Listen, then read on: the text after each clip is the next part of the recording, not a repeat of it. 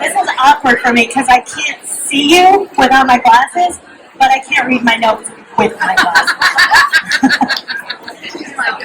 I know, so I'll probably just look at my notes. I want to try to get through all of my information as quickly as I can so that you guys have time to ask questions at the end if you have any, okay? And then let me know if you can't hear me. I'll try to go louder and louder. Thank you. So anyway, and I'm going to tell you right from the start, and this is part of my presentation. I've never spoken in front of a group before, and I've never used PowerPoint before. You go, girl. Here we are. And I can't see you, so I have to come all the way over here to change my slide. There we go. Okay. I'm Julie Glenn. I'm a life coach, and I'm the author. I didn't even bring my book with me. I'm the author of the book, If My Ass Was Smaller, Life Would Be Perfect, and Other Lies the Mean Girl in Your Head Tells You, which is over at my booth. No, she has one. There we go. Today, we don't have very much time, and there's a lot of stuff in my book about how that voice pertains to us as it relates to our size, our body image, what we think of it, and how we let that hold us back. Today, I'm just going to talk primarily about Mean Girl and try to give you guys a couple of strategies to take home with you or what you can do to start neutralizing her. So anyway, I'm Julie Glenn, I'm a life coach. People hire coaches because they're experiencing some sort of discomfort. They think if they can change that one area of their life, everything else is going to be perfect. And like I said, my book is about primarily size and shape. Other people are like, I need a leadership coach, a career coach. There's infertility coaches. I mean, there's a coach for everything. And everybody thinks if I can fix that one area, everything's going to be perfect. The thing is, it doesn't really work that way. All of these specialties or these signs over the door are what bring the client in, because that's that one area they think they need to fix. That's not really how it works. If you want to make a change, you have to start by cleaning up your thinking. Your thinking spills over into every aspect of your life, your career, your infertility, your relationships. So, as I already said, I'm not going to talk about the specialty, the sign that's over my door today. We're going to talk about thinking, the thought inside your head. And I am the kind of person, I personify everything. I could do life to this microphone and make you feel sorry for it if I wanted to. I personify everything. So I personified the voice in your head as Mean Girl. And that's what we're going to talk about today. Okay? Some of the things that Mean Girl does is she causes you to question yourself and discourages you from taking risks. She assumes that strangers have these idyllic lives and that you are a failure in comparison. She criticizes your body. She makes you doubt your intelligence or your ability to succeed. She keeps you from experiencing your feelings, convinces you you're not worthy of love or acceptance, tries to tell you that you'll never measure up, you're an embarrassment, a failure, or both. And she encourages poor choices and then inflicts guilt on you for making that choice.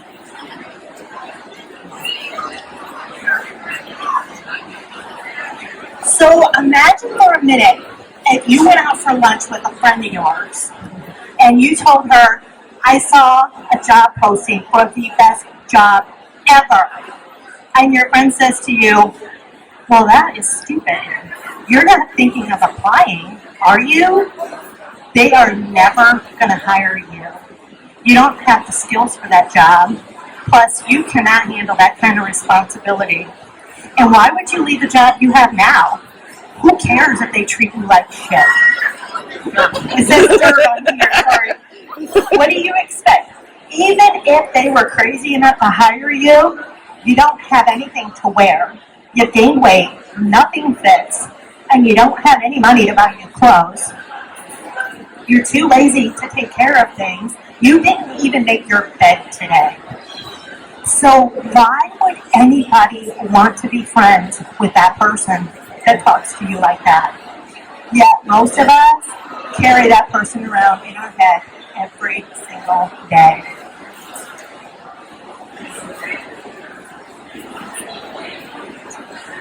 We spent years dragging Mean Girl around with us in our head. And what is her deal? Why would she put everyone through this? Believe it or not, her job is to keep us safe and help us avoid getting hurt and make sure we survive. And you've heard the saying before, there's safety in numbers. If we don't blend in, if we don't act like everyone else, we're at risk for separating from the pack. And that could make us a target, and targets get attacked. So she wants us to stay secure within the pack. And that's both good and bad. You can be as much at risk for driving the nicest car in the parking lot as you are for driving the worst car in the parking lot. It's a separation from the pack, and she wants you to stay right there.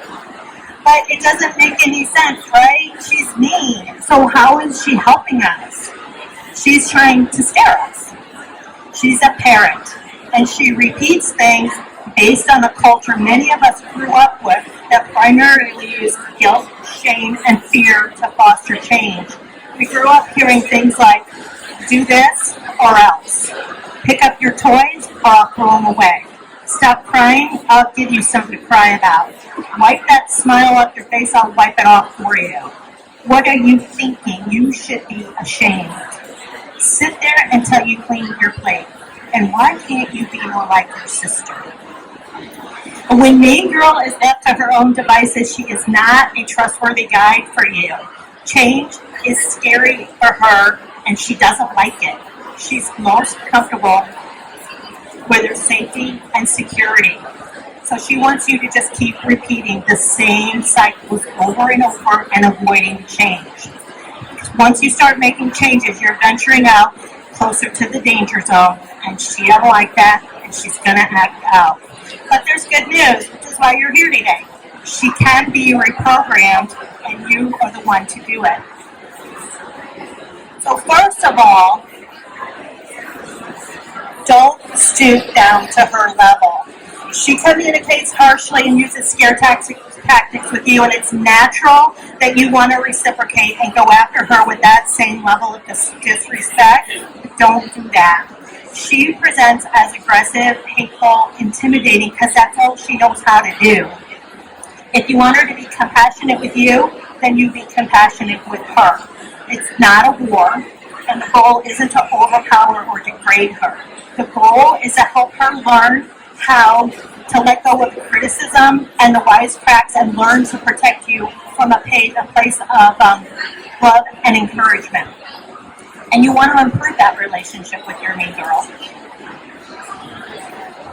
And turn her into an ally who cheers you on. And after all, and this isn't just about Mean Girl, relationships don't heal through conflict.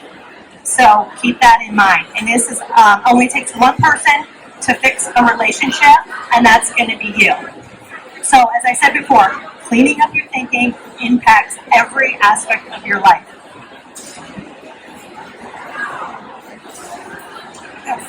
The next thing you want to do with Mean Girl is increase your awareness of her. Notice her and be aware of her. A lot of times, she just bombards us so quickly and so fast, we don't even really realize it's happening.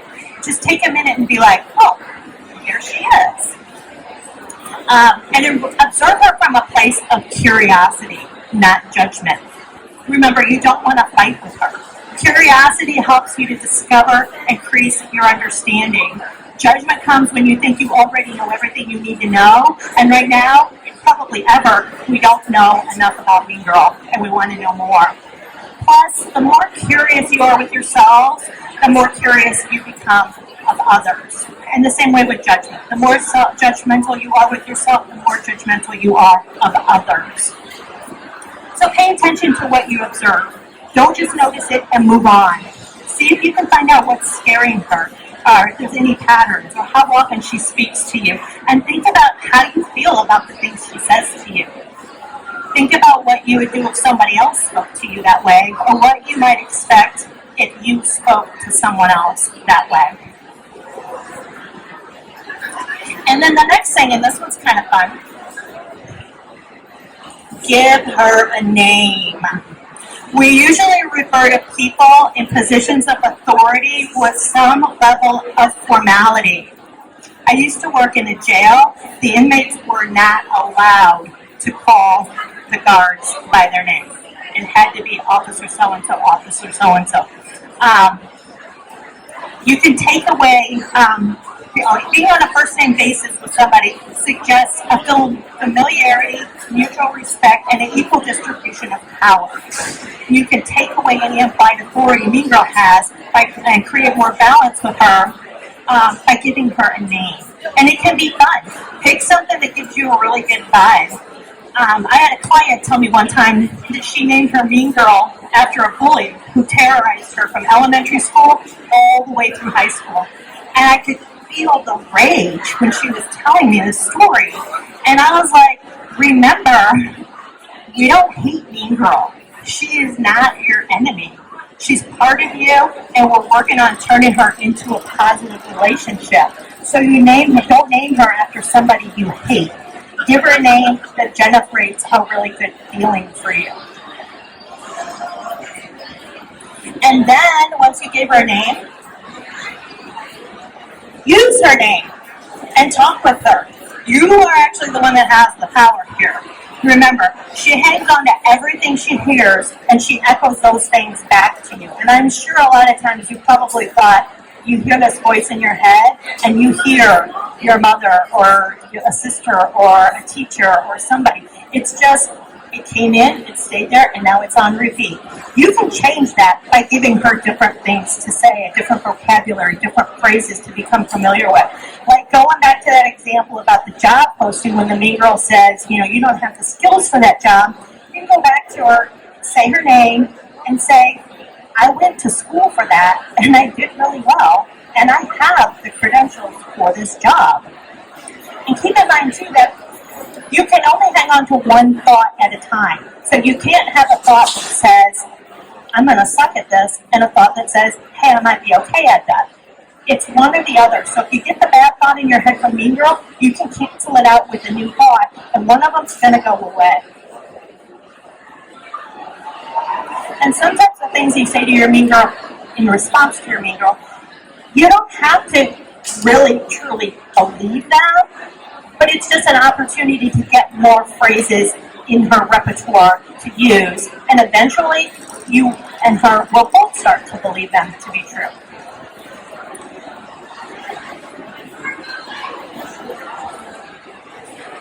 But so like I said earlier, the thing about Mean Girl is she wants you to stay inside of your comfort zone. The minute you step 1 foot outside of that comfort zone, it becomes a larger comfort zone. And once your comfort zone is larger, she has less things to try to scare you about or keep you in your vicious cycles. I've already told you guys, I've never spoken before. I've never done a PowerPoint before. When they contacted me and said, oh, somebody canceled and there's a seminar space available, I was like, oh my God, what am I going to do? And my husband's like, well, you're going to do it, right? I'm like, well, I'm scared. And then all of a sudden, what if? And then I was like, well, you know what? Doing a talk about Mean Girl, so anything she says to me, I'm going to use it as an example here, and I'm going to tell everybody about it. And then she was like, I got nothing.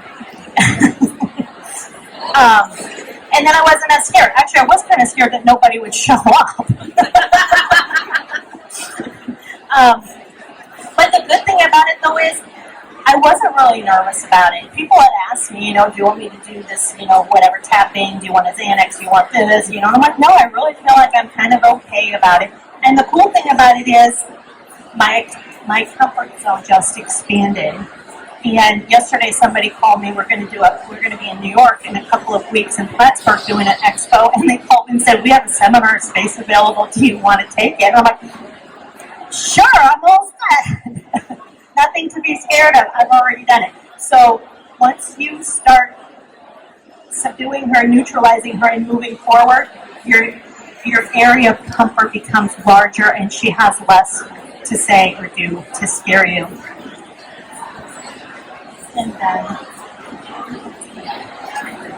And so that's really everything I have. Just a summary. Clean up your thinking. If you're in charge of the voice in your head, why not have a voice in your head that's on your side and not one that's against you?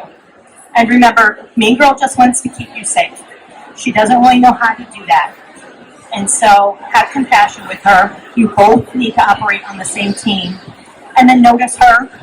You might be surprised what you discover. Give her a name. Create something that makes you feel good. And talk with her when you use her name.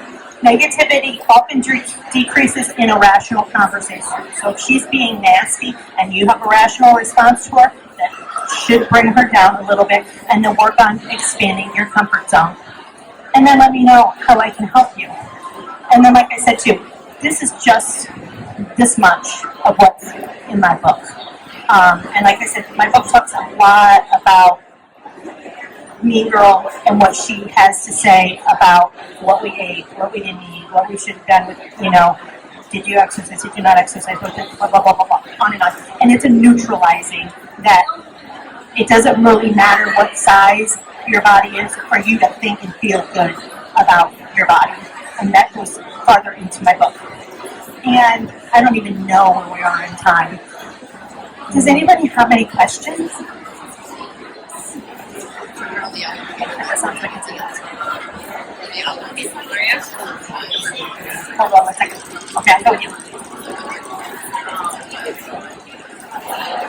Intuitive eating is a method that I bring up in my book because it's a non-diet approach to feeding your body in the most optimal way that your body needs to be fed. Just a brief overview, intuitive eating is listening to the cues of your body to feed it. It goes all the way back to like infancy. A baby lets you know when it's hungry. It'll let you know what it wants to eat. It's going to spit out if it doesn't want it, and it's going to take what it wants. We get programmed over the course of our lives of, well, you have to eat this and this, or you can't have dessert, or you have to eat this if you want that to happen. And you're trying to erase that programming so that you can listen to the cues of your body on what you want to eat. Which means that if you want to have a cookie, you're better off having a cookie. I watched Cupcake Wars on TV one time, and I wanted some cupcakes so bad, and we didn't have any. We had raw cookie dough, though, so I ate that. But then I was like, I still wanted a cupcake, because it was Cupcake Wars, So it's like, you're better off eating the cupcake, because that's what you want, than trying to do something else. And that's kind of what intuitive eating is. And then it's also paying attention to the messages your body gives you after you ate what you ate. Because it gives you a message of what you think you want, but then it'll give you a message afterwards. Like sometimes if you ate too much, your body's going to tell you. And then you can determine next time, based on that message, the choice you want to make. Last time I ate this and I didn't stop eating, this is how I felt. And then you make the choice. Do I want to do that again and feel this way, or do I want to make another choice? The thing about intuitive eating and the premise of my book is that you're starting to venture into some dangerous territory when your choices are based on what will I look like if I eat that food, as opposed to how is it going to make me feel later, and how's my body going to react to it.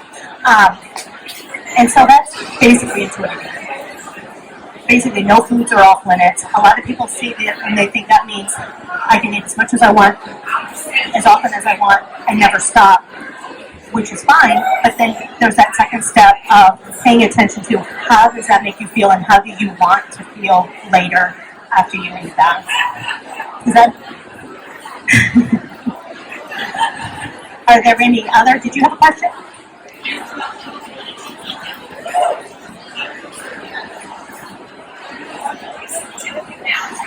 Fear here. Over that.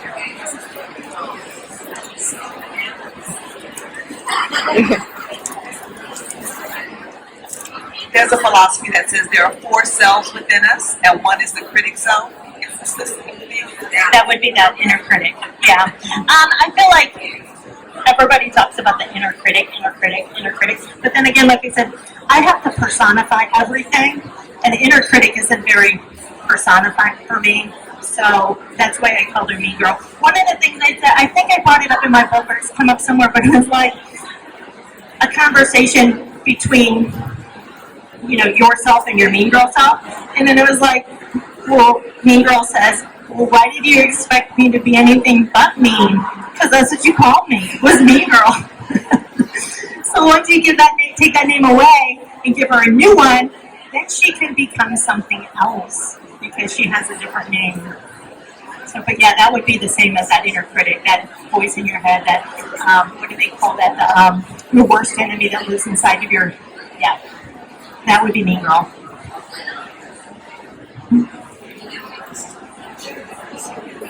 Yeah. Any other questions? Well, we made it. I think we're enough time that the next person can come in and have plenty of space.